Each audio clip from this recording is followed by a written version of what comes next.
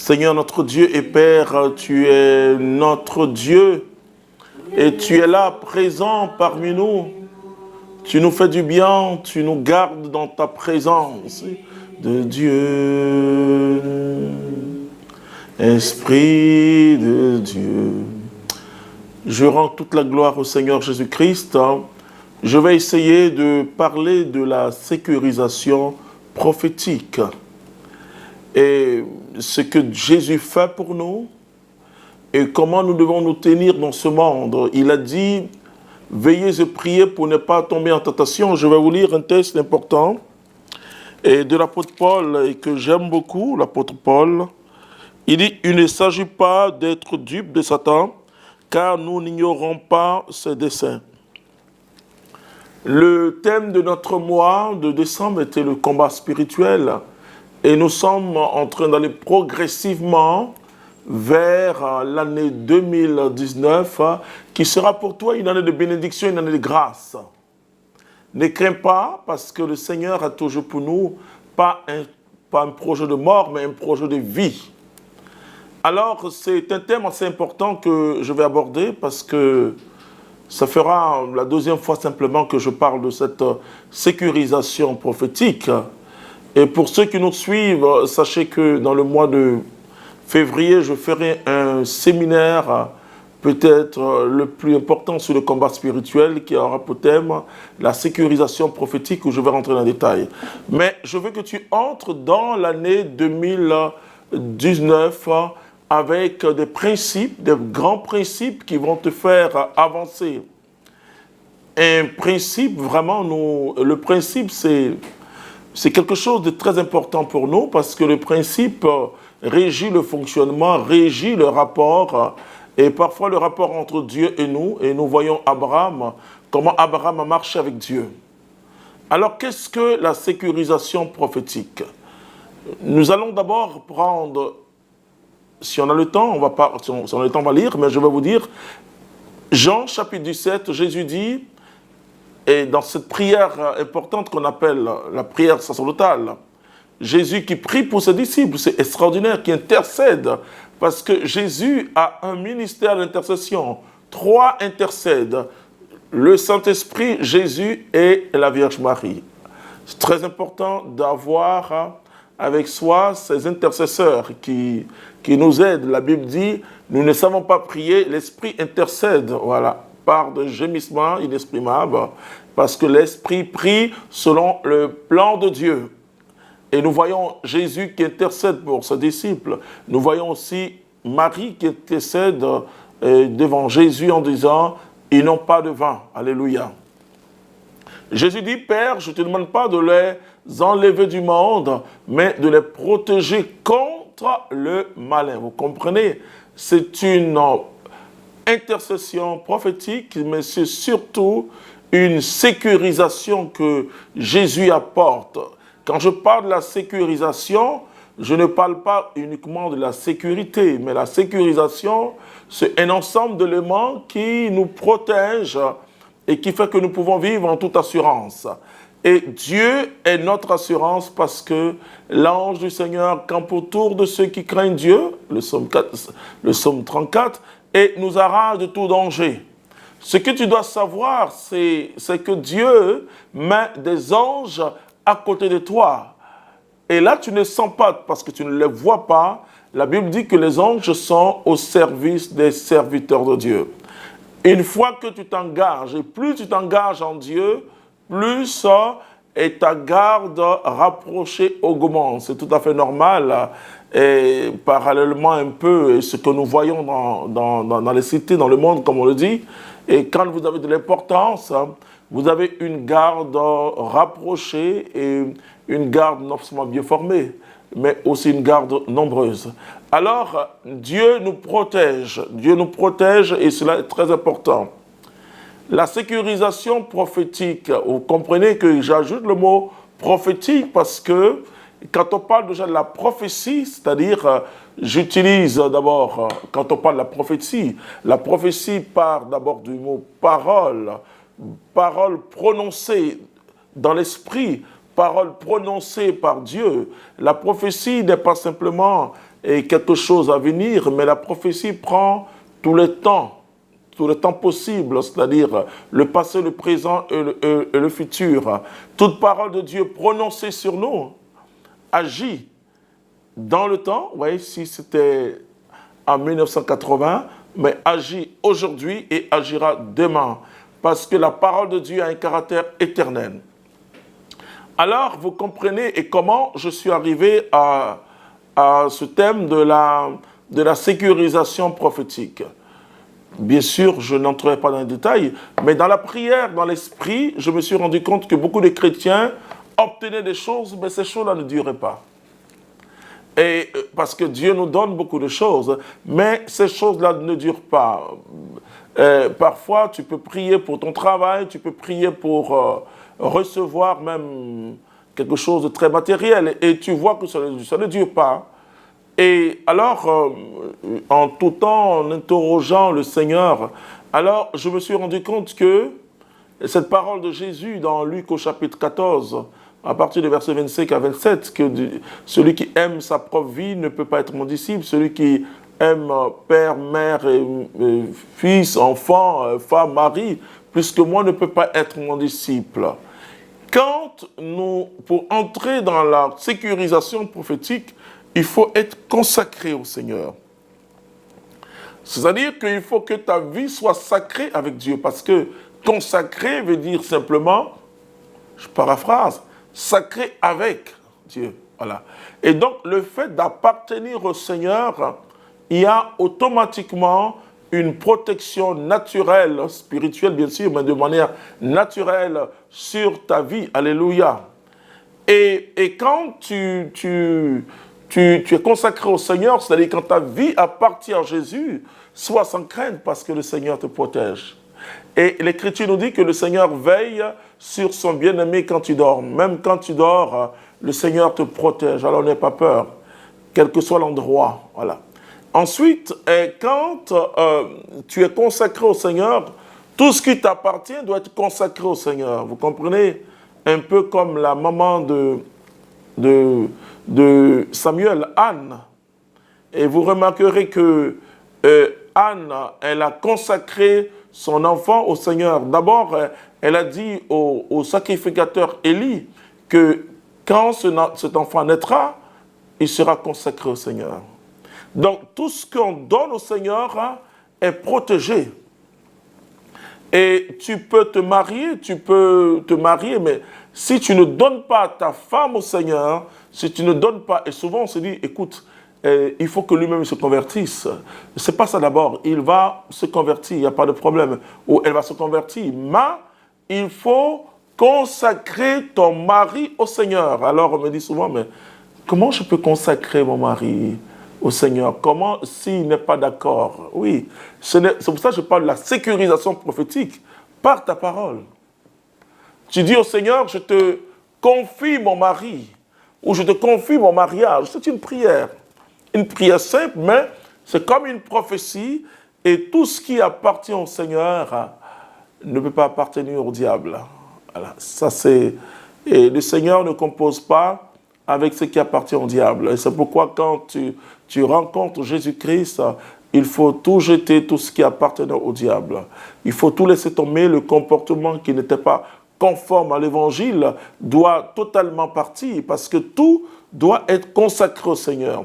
Tu cherches un enfant depuis combien d'années? Depuis longtemps, et tu as l'enfant. Si tu ne consacres pas l'enfant, consacrer l'enfant au Seigneur, ne veut pas dire que l'enfant sera prêtre ou religieux. Non, c'est pas ça d'abord.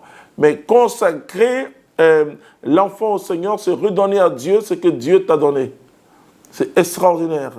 Et parce que sinon, l'enfant sera pour toi une idole.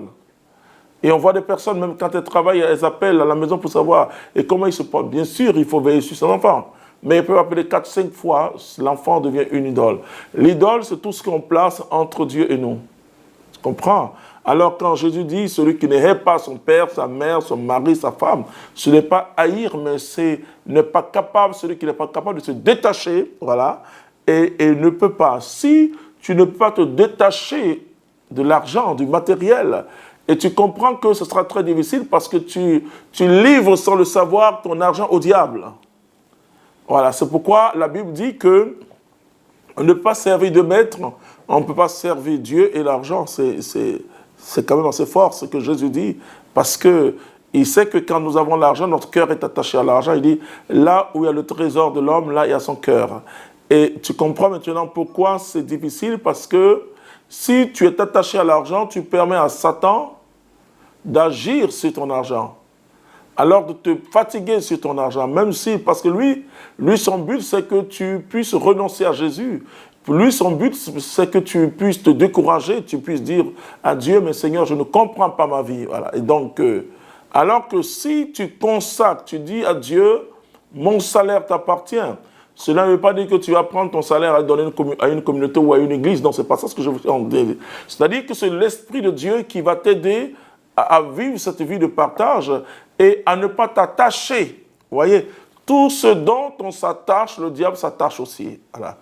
Voilà. Or, il ne peut pas s'attacher à Dieu si nous sommes attachés à Dieu. Vous comprenez, Jean chapitre 15, qu'est-ce que Jésus dit?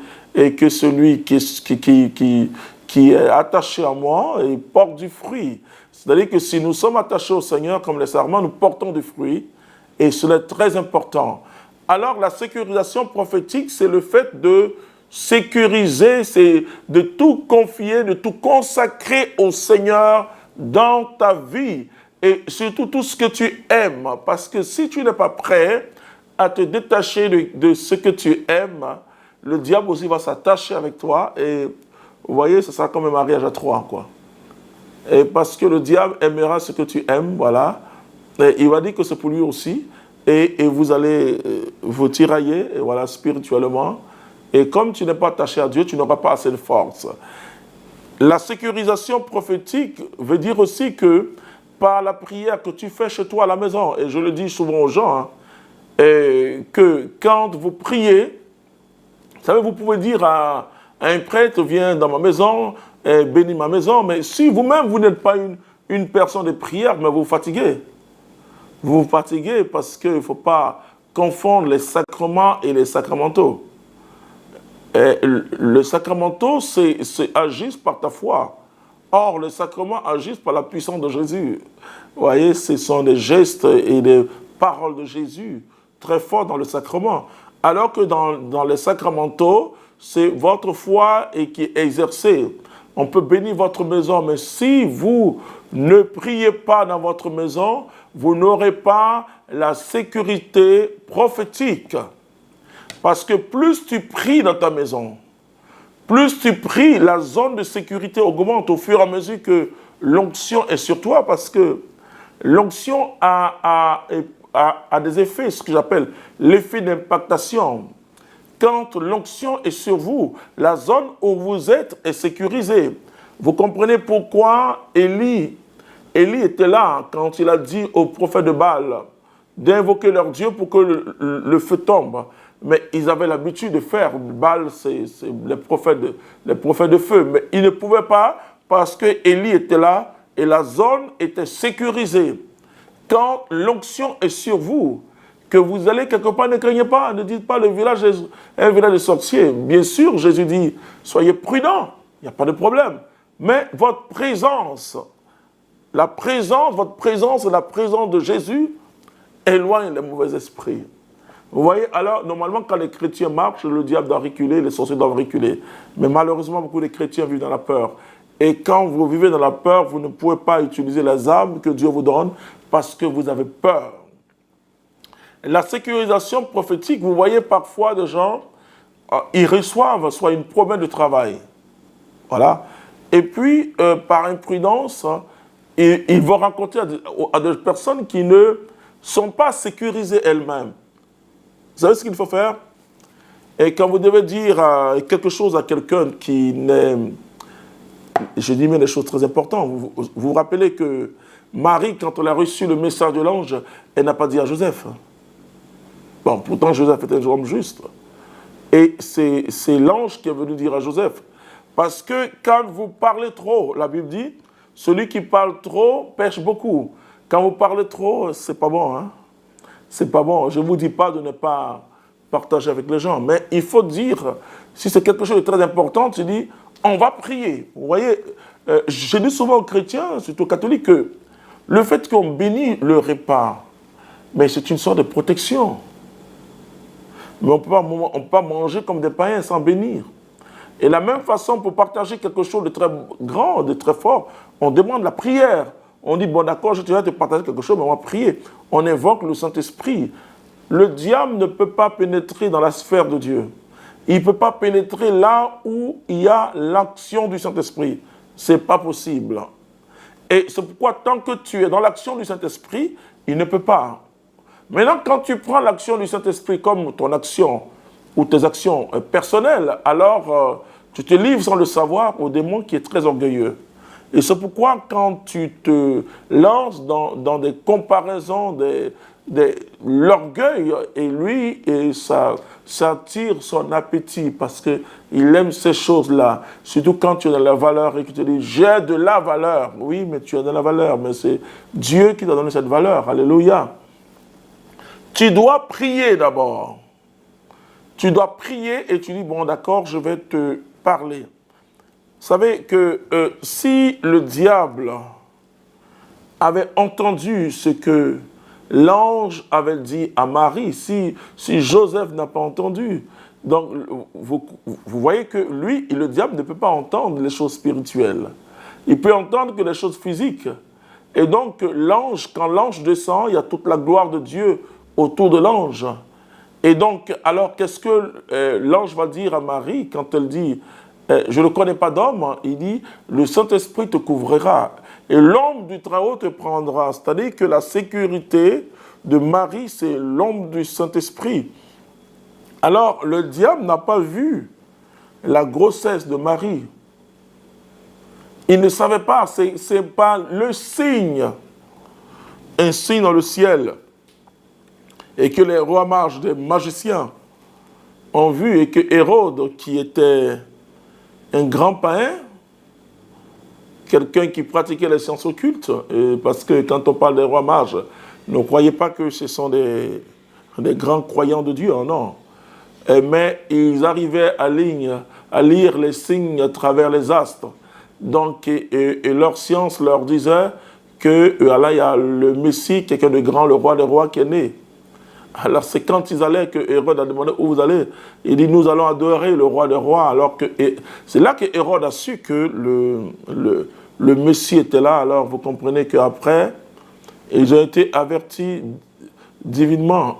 Dieu parle à tout le monde et de changer de chemin. Et après ça, Hérode est entré dans une colère. Il a fait massacrer tous les enfants de 0 à 2 ans. Vous comprenez ce que l'Église appelle les martyrs, les saints martyrs, enfin, les enfants que tu tuais, égorgés, etc., par Hérode. Donc, c'est là qu'il a su par les rois mages. Donc, parce que le diable n'est pas omniscient, il n'est pas omnipotent, il n'est pas omniprésent, il sait les choses par relais. Mais si votre parole, alors que vous devez faire quelque chose de grand, vous commencez déjà, surtout beaucoup de jeunes dames, commencent déjà, une personne vient dans votre vie, mais à qui vous partagez? Est-ce que vous partagez à des hommes de Dieu véritablement? Vous dites, ma copine, ma chère, voici ça. Non. Et dans quelle zone spirituelle vous parlez? Si votre maison est sécurisée par le Saint-Esprit, à cause de la prière. Comme je dis, la sécurisation de votre maison, c'est le Christ, mais à travers aussi votre prière. C'est vous, par votre prière, que vous faites de votre maison Bethel, c'est-à-dire la maison de Dieu.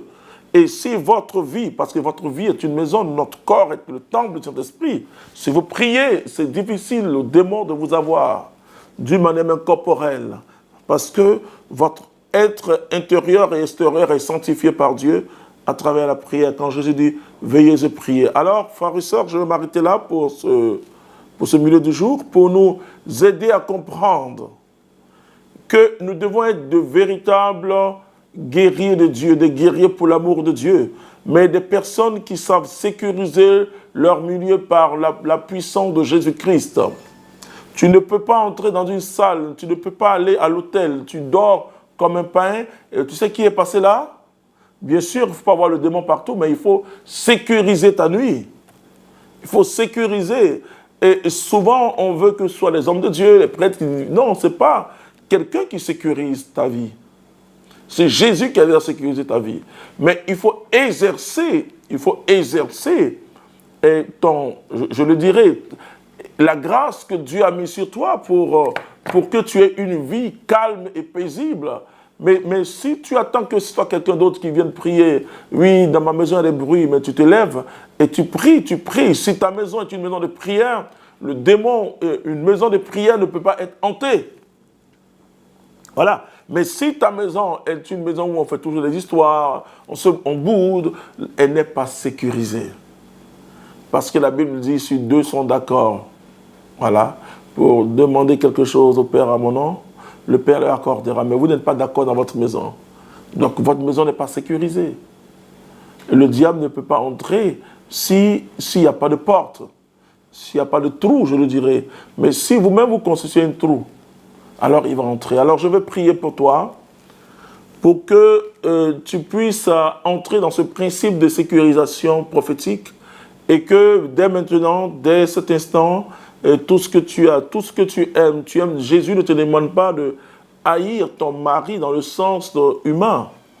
Mais il dit que si tu dois être prêt à te détacher, c'est-à-dire que préférer Dieu à toute autre chose, à tout être humain, père, mère, enfant, mari et femme, etc. Pour dire simplement que si tu confies ce que tu aimes au Seigneur Jésus-Christ, et si tu dis, Seigneur, je l'aime, mais je t'aime plus que lui, je l'aime, mais je t'aime plus que elle, j'aime mon enfant, mais Seigneur, c'est toi qui me fais vivre, et voici, je te consacre mon enfant pour ne pas que mon enfant devienne pour moi une idole. Si tu consacres ton enfant au Seigneur, le diable aura des problèmes. Mais si ton enfant devient pour toi une idole, le diable va dire, bon, si quelque chose arrive à cet enfant, ça va casser sa foi. Et il va attaquer. C'est ce que nous voyons aujourd'hui, frères et sœurs. Alors je vais prier pour toi. Seigneur notre Père et notre Dieu, je te dis merci parce que tu es notre Dieu fort. Merci pour tout ce que tu fais pour nous. Merci pour ta puissance. Je veux te confier mes frères et sœurs, tout ce qu'ils ont eux-mêmes, que par leur vie soit totalement sécurisée par l'onction du Saint-Esprit. Leurs enfants, Seigneur, leur époux et leur épouse, ô Dieu si grand, que ta puissance agisse, protège leurs biens, tout ce qu'ils ont t'appartient, Seigneur. Je te dis merci, je plonge tout cela dans le sang de Jésus. Père, merci de les sécuriser. Merci d'agir avec force et puissance. Que Dieu vous bénisse. Nous nous retrouvons calmement le mardi. Vous savez que le mardi, c'est le 25. Nous nous retrouvons pour dire merci à Jésus qui se manifeste dans notre vie éternellement. Amen.